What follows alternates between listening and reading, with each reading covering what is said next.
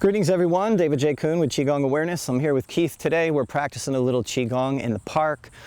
People have been asking the question, is Qigong good for my joints? I put out a couple of videos related to like shoulder pain. If you haven't seen that, you can go check that out. But as soon as I put that out, people are asking me about knee pain. So we just filmed that one. Now we're talking about hip pain. So can Qigong be helpful for your hips? Yes, absolutely. Let's do a brief practice once again of this exercise called gentle drum. We're twisting here at the waist and we are lifting the heels, okay? I use this oftentimes, at least say 5 times, if not 8 times out of 10, as a warm-up for every Qigong class that I teach, pretty much every workshop that I teach, etc., etc. So this is a really good exercise. It is not intimidating, it is easy to practice, and it has a ton of benefits. Now notice, Keith's going to keep going, but I'm going to emphasize this and slow down for a second and show you. See my heel up, and then when I move over here, my heel is also up. You can do this from a down position, but it doesn't give you much rotation here in your hips or your knees, so I recommend raising up the ankles there, the heel, and then turning the ankle and moving the feet like this and getting this twisting motion going on. Whatever's comfortable, don't swing wildly or anything, just swinging and a light tapping. This is a really good warm-up, okay? Really good warm-up for other Qigong exercises. This is also a good warm-up for your hips. It's not moving the hips tremendously here, but it is a beginning, and therefore, guess what? As I said, very good warm-up, okay? Now, one of the main problems that people have in their bodies overall, in other words, one of the main causes for pain and swelling and inflammation, in traditional Chinese medicine, we call it blood qi stagnation. That means that the blood is stuck. That also means that the qi, the energy running through the energy channels, etc., is stuck, okay? And so we want to get it moving. So this practice right here is one practice you can do to start helping to get that moving. Now, if we stop, we pause, we sit a little bit like we're on a horse, we open up our arms a little bit and we press backwards and down a little bit like this. It's like sometimes called a standing wuji posture. From here, you're building a little bit of strength, but over time, it's about letting your musculature relax on the bones and literally just relax. That takes time to learn because typically we stand and we're very tight. So you're trying to learn to let everything hang, and yet somehow you're still being held up. You're being held up by the bones, you're being held up by the qi, by the energy, and also just by your frame and your intention, okay? So this would be a good practice to also understand. Now, another practice which may or may not seem that it has things to do with the hips, but it does. We're going to do a little bending here like we go into horse stance. Our hand's going to go down toward the ground. We're going to inhale slowly as we come up through the nose. We call this exercise in our school the waterfall. Imagine a waterfall here. The water runs down and through you, and I'm bending, I'm squatting a little bit, whatever's comfortable. This is an inhale through the nose. This is an exhale either through the nose, but ideally really through the mouth. Here. This will strengthen the hips. It'll also bring some flexibility to the hips with some practice. Now the breath is key. Very simply put, bring the new good breath in. Let go of the old breath, which also relates to old stagnant emotions. A little bit of this like WHO sound. Oh, maybe an A on there, like a whoa. Oh.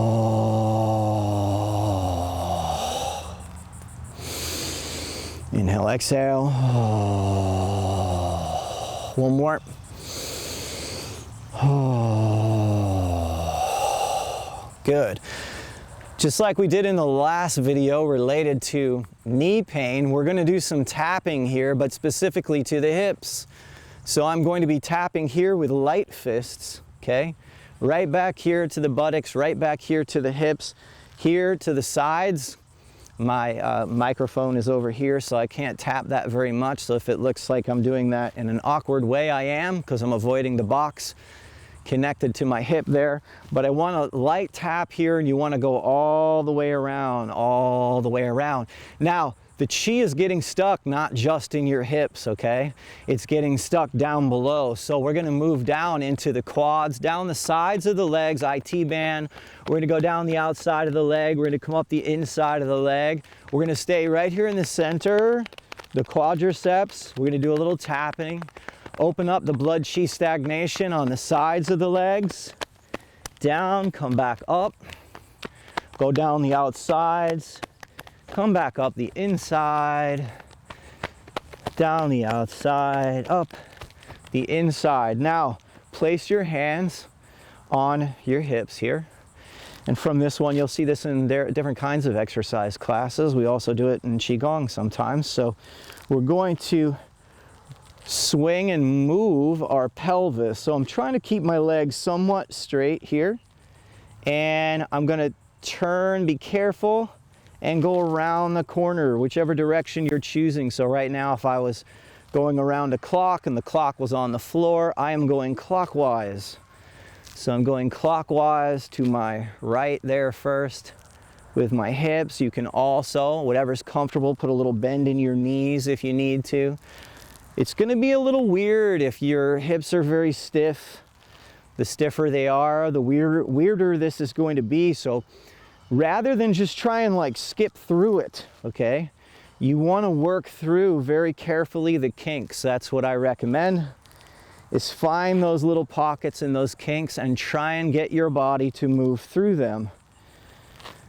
Okay, so moving the hips and then going back the other way. So now I'm circling counterclockwise. If there was a clock beneath me, I'm going from my 12 o'clock to 11, 9, etc. And I'm moving slow, mindful circles.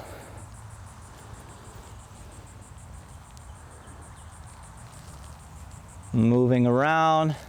You could do each side approximately 10 times. If you didn't have as much time, you could do 5. Now, once again, it's amazing how much you can get out of a basic toe touch. So start with a knee touch, okay? Let yourself hang. For those of you who like need a chair or need a railing, use one, okay? But try and get a little bit of a hang and try and keep your legs mostly locked out rather than bent knees. My legs are locked out, and it's not just about how far I go, it's about that I'm breathing. So if you can hold your knees, hold your knees. If you can hold your shins, hold your shins. If you can hold your ankles, hold your ankles. If you can hold the backs of your feet, hold the backs of your feet. And then start breathing. Breathe in through the nose and out through the nose or the mouth. If, for example, you can put your hands or your fists on the floor, then of course you're welcome to do that also. But some of you, if you're having very tight hips, you probably can't do that yet. That's okay, wherever you're at. But the most important thing is, wherever I'm at, whether I'm here or all the way down there, I'm breathing in through my nose, I'm breathing out through my nose. Again, I can breathe in through the nose and the mouth. Either one works for this particular thing. Let's come back up. Okay, and let's go one more time. We're going to tap here.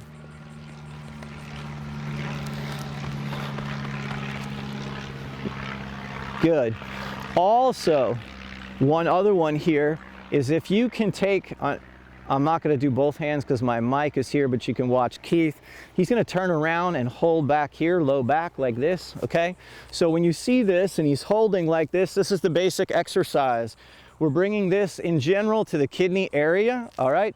And we're just going to be holding here and we're going to be breathing. So I'll hold with this one hand. My microphone is in the way for this one, but it looks like this. We're just going to be holding. If you take a slow breath in through your nose, and try and raise your belly right here, you're going to discover that your lower belly is tight and it's hard to raise up or do anything. So I want you, if you have tight hips, I want you to practice trying to breathe 10 times. We're not going to do it 10 right now, but later. I want you to practice trying to breathe 10 times into your lower belly. Get your belly to lift up a little bit. In order to do that, you have to breathe in through the nose, okay? I'll do 3 with you. There's 1, 2, 3. Very good. Now, you can relax there, Keith. Now, if I breathe in quickly with my breath, it's going to lift my chest. It's going to go straight to my lungs. So make sure when you're doing the Qigong breathing, you're breathing, I like to say, slow and low. Because if you breathe slowly through the nose, you're going to breathe lower and low into the lower belly. And this is exactly where the breath needs to go. For some further training, check out our 21-day Qigong challenge. It's only 10 minutes a day. The routine builds up over 21 days where the routine gets a little longer and longer and can set you up for practicing something. There are many studies out there that demonstrate it takes at least 21 days to change any habit.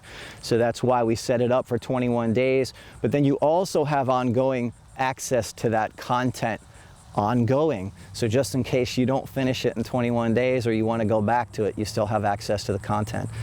Check that out at QigongAwareness.com. Thanks for tuning in. We'll see you in the next video.